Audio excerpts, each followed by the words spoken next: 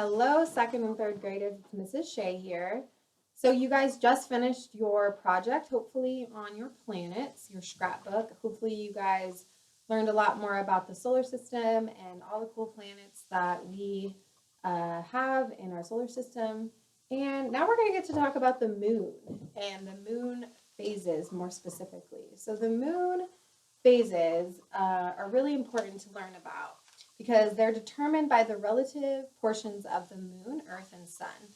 The moon doesn't make its own light, it just reflects the sun's light as all the planets do. The sun always illuminates one half of the moon. Since the moon is tidally locked, we always see the same side from Earth, but there's no permanent dark side to the moon.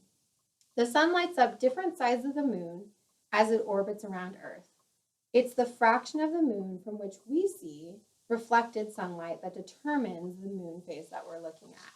So the moon phases up here are ordered for you 1 through 8 because the new moon, which is right here, is your first phase of the moon. So there's a worksheet in there that you need to know the order. So I'm telling you the order now so you guys can fill that in. So the new moon is the first phase. Then we go to the waxing crescent. Then we go to first quarter. Then we go to waxing gibbous, full moon, waning gibbous, last quarter, waning crescent, and then back to new moon, and it continues to go around. So you guys need to know, by the way, the pictures on the board are really helpful for you guys to recognize what the moon phases look like. So when you're looking at the white part right here that isn't shaded, that's the part that you would see in the sky of the moon. So when we see our full moon in the sky, and a lot of people know what a full moon is because it's a full moon tonight, I can see the whole moon. But you might not know that there's actually something called a new moon, and that's when you can't see the moon in the sky.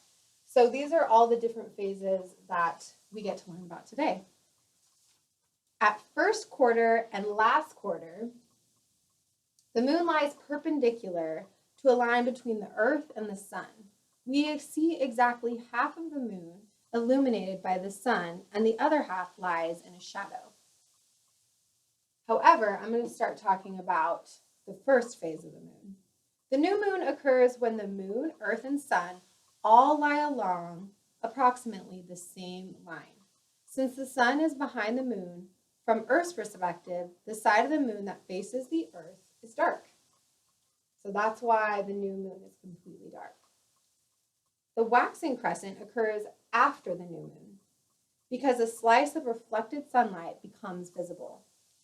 The lunar crescent grows until first quarter moon.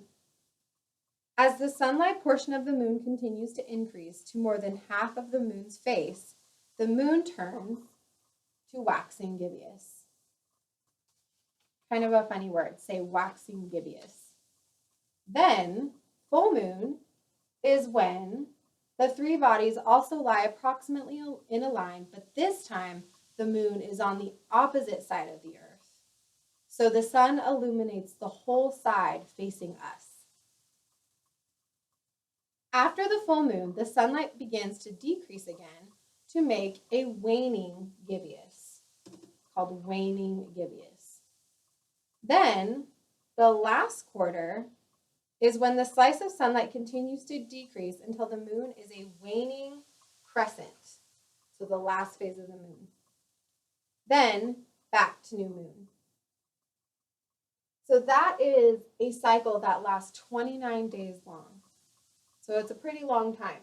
It's about a month, relatively. Usually a month is 28 days to 30 days. So it actually specifically is 29 and a half days that this cycle completely lasts, but you just need to know 29.